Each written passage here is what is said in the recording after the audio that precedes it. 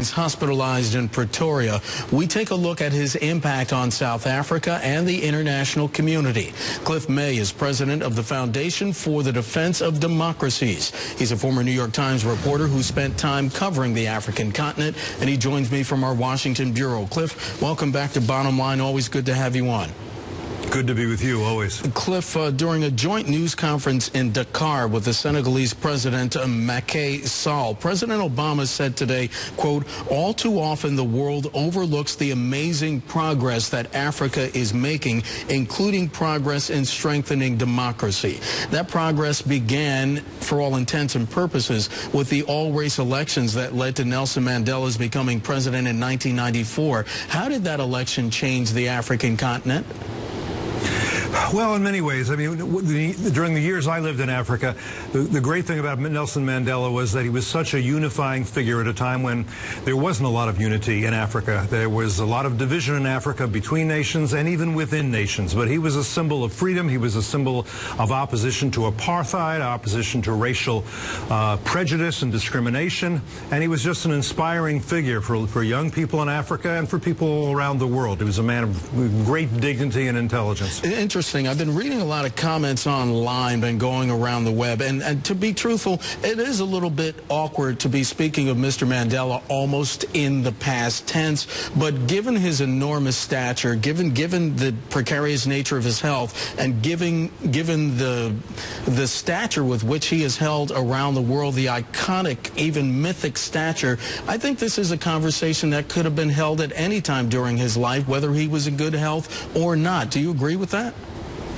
Yeah, I think that's true. I think there is no more famous person from Africa, no more admired person from Africa that I can think of, and that's been the case for many, many years. And that's partly because not only was he elected, but almost more importantly, he didn't decide to become president for life. He didn't hold on to power very long. Now, he has critics in that regard as well, because some say there's a lot more he could have and should have done with South Africa. South Africa is still a place where there is a great deal of poverty, a great deal of unemployment. I think there's a lot of things you could say about South Africa today, but he was somebody committed to various ideals much more than he was committed to holding power and wielding power. And I think that's an important part of his legacy. Cliff, you just hinted at it. Let's explore that just for a minute. How has South Africa fared in a post-apartheid economy? I don't think great if you look at the figures, Mark. I think we're seeing troubles in South Africa. We're seeing it's still a powerhouse by African standards, but we're seeing some erosion. I don't think you could say that the economic growth has been everything people hoped for. I don't think it's been as free as people necessarily had hoped it would be. I think there's certainly room for improvement in South Africa, and I hear what President Obama is saying about democracy and progress in Africa, and I certainly hope that's the case. But I also think the progress in a lot of Africa has been slow. In some parts of Africa, it's been set back rather than it has moved ahead over past years. I'm speaking with Cliff May. He's president of the Foundation for the Defense of Democracies. Cliff, what are the economics of democracy, particularly in places where racism, oppression, and religious persecution once took root? Well, look, I think that my view is that you have to have, in any of these countries, to get development, you have to have such things as the rule of law. You have to have private property. You have to have incentives. You can't leave it to the government to create growth. It hasn't happened. And where you've seen socialism in Africa, and that's in most of the countries of Africa, you've seen backsliding, and very bad backsliding. My belief is that socialism doesn't work in Africa and doesn't work elsewhere either, and that there's a lot to be done in Africa, but it's going to be through the initiative of people in Africa who are, and you can meet plenty of people in Africa who want to work hard, who are willing to, who are entrepreneurial, but they have to be given that ability by the government. And when you have aid coming to the government and they buy Mercedes-Benz and build big buildings and tell farmers what they're going to pay for their products, you do not get much in the way of progress. Cliff, how did Nelson Mandela's personal and political triumph change the economic narrative and business mindset of the international community as relates to foreign investment in South Africa? Well, certainly he was a reason for people to come to South Africa and perhaps to invest in South Africa. Nelson Mandela is a man I admire, and most of us do. I don't think in terms of economics that was a strong suit for him. He was very much a man of the left. He was not somebody who was necessarily an enthusiastic backer of free enterprise.